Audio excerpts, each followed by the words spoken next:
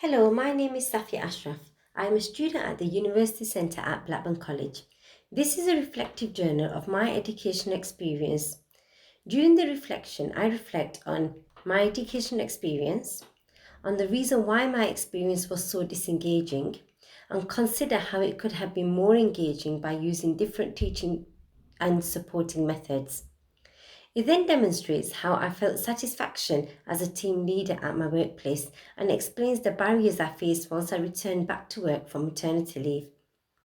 The journal then provides a description of intersectionality and reflects on how I have suffered from intersectionality without being aware that I was being discriminated against.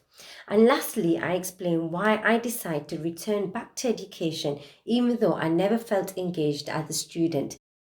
My education perspective is a reflection of my education experience in secondary school. As a student, I was never engaged with my studies. As an underachiever, I feared the system that highlighted successful students and compared them to those who were underachieving. I remember feeling excited whilst attending subjects such as drama and religious education. However, I found subjects such as English, science, and maths, which employed a hierarchy system, daunting to attend. According to Aslan and Riloff, 2015, the hierarchy system defines the teacher as a leader or the expert. The approach for the learners that employ a hierarchy system is generally a knowledge centered approach.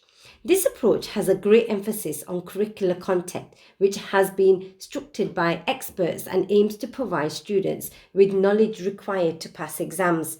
Reflecting back to my school experience, the main focus during lessons was to get through the academic content, which had been planned and structured by the teacher. The lessons never considered the students. Instead, they were planned around the teacher's needs of meeting targets and completing the curriculum with no input from the students. Lessons were always delivered by the teacher in a quiet and controlled environment with clear academic focus, with little or no collaboration between students. I believe the reason for enjoying lessons such as drama and religious education was that I was allowed to develop my skills in ways that interested me as a learner.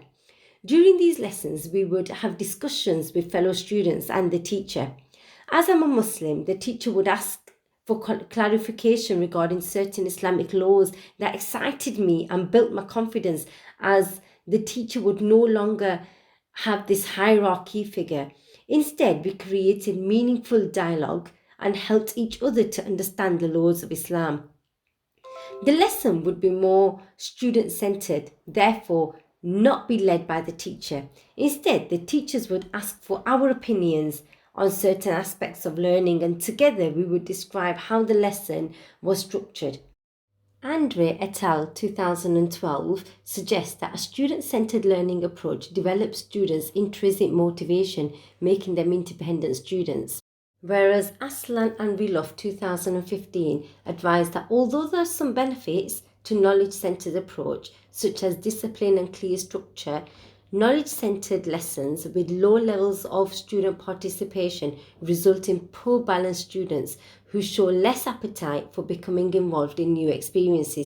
Therefore, I believe that applying a different approach to subjects such as English, science, and maths would have helped me engage and, more importantly, enjoy my lessons.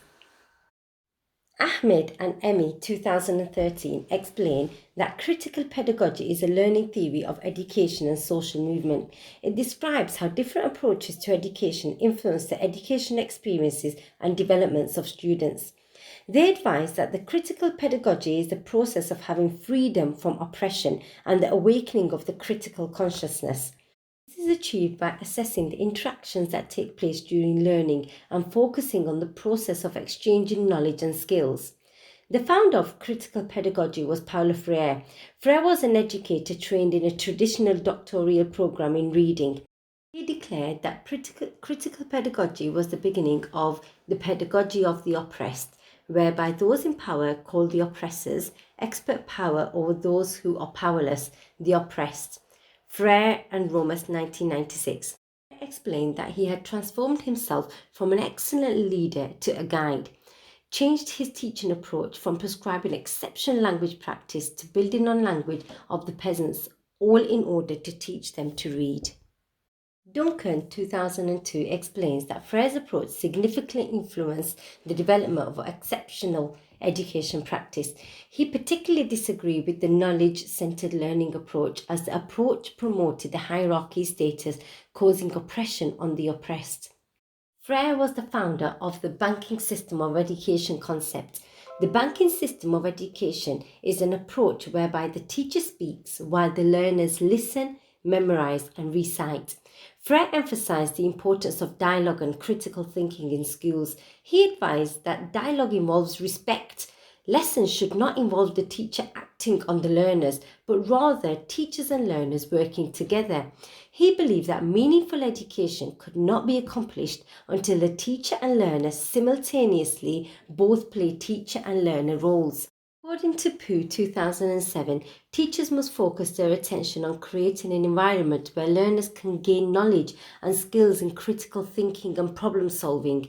This can be achieved by getting the learners involved in the learning process rather than the teacher depositing knowledge into passive learners. He advises that learners should be encouraged to think and actively solve problems presented to them by the teacher.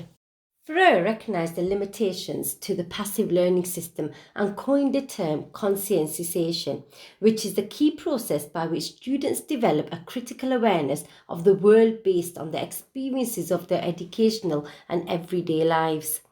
Ahmed and Emmy, 2013, explain how conscientization is the process of developing a critical awareness through reflection and action. They advise that the most meaningful learning begins with action, is then shaped with reflection, which gives a rise to further action. I believe that applying this teaching method would have changed my education experience, as my learning would have been achieved through dialogue and understanding, which would have built on my pre-existing language, experience, skills and knowledge, rather than knowledge and information being deposited from the teacher without any understanding. As I did not have a happy education experience, once I completed my GCSEs, I decided to start work. I had convinced myself that maybe education was not the route to success for me. Hence, I committed myself to my job. Although I had many setbacks due to having no qualifications, finally I felt a sense of accomplishment when, due to my hard work and commitment, I was promoted from a frontline advisor to a team leader at the call centre I'd worked at for many years. I was very proud of myself, as I was the only female team leader in the whole centre. In 2008, I took maternity leave for my firstborn baby. Once returning to work, I was informed that my position was no longer available, as I had been demoted back to a frontline advisor. I was devastated by this news, as I knew how hard I'd worked to earn the position in the first place. This experience highlighted something that had never troubled me before. It annoyed me that most of my managers were men. I noticed how women were expected to work twice as hard as men to achieve the same recognition at work.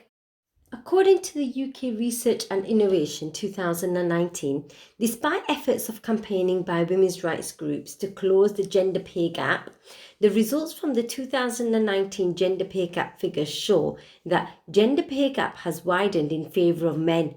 It shows that 78% of the biggest companies in Britain report a pay gap difference of 11.6% in favour of men.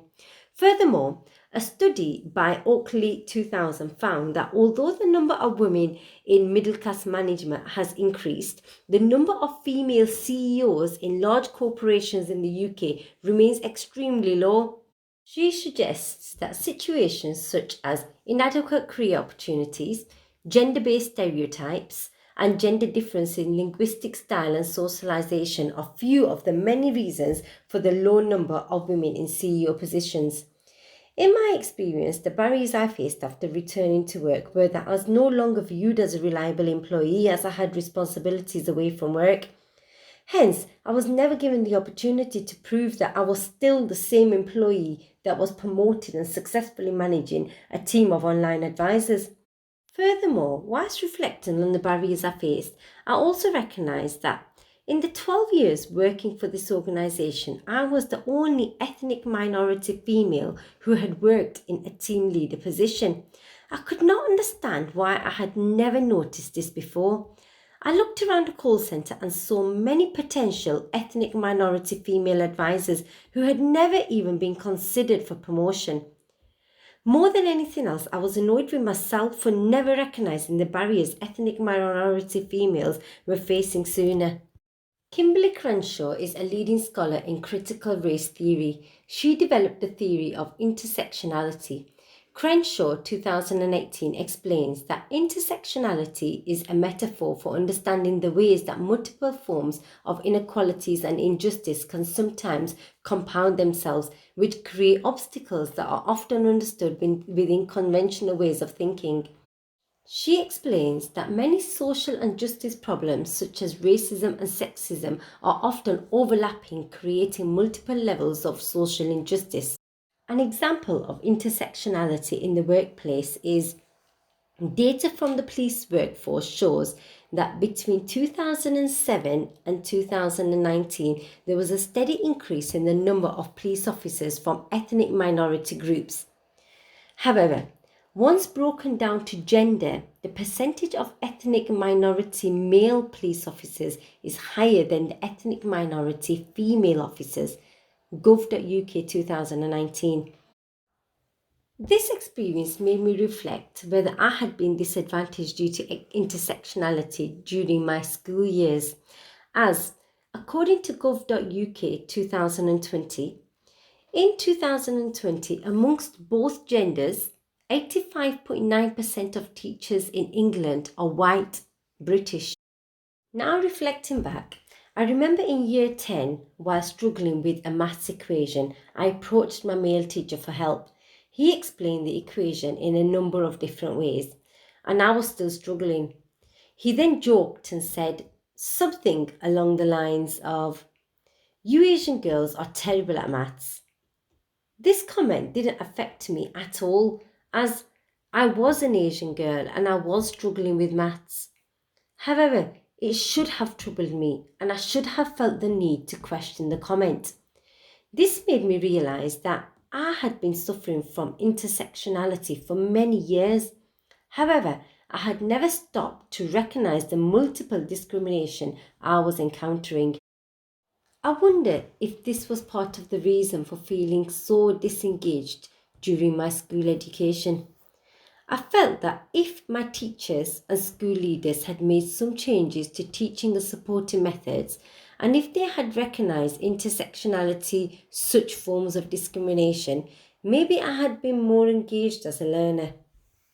Therefore, I decided that I was going to make a change to the lives of those students who, like me, felt disengaged due to teaching methods or reasons that they cannot explain, as they do not have the knowledge or life experience to recognize the disadvantages they are facing. I feel my education experience and my discrimination at my workplace have provided me with experience and knowledge to help others. Hence, I decided to leave my job as a call centre advisor and study to become a primary school teacher. My aim is to support students with fresh teaching and supporting methods while assuring that students are not disadvantaged in school due to situations such as intersectionality. Therefore, the artifact for this reflective journal is my university pass, which has a picture of an ethnic minority female who decided to change her life to help make a difference to others. That brings us to the end of my reflective journal. Thank you very much for your time, and I hope you enjoyed it. Goodbye.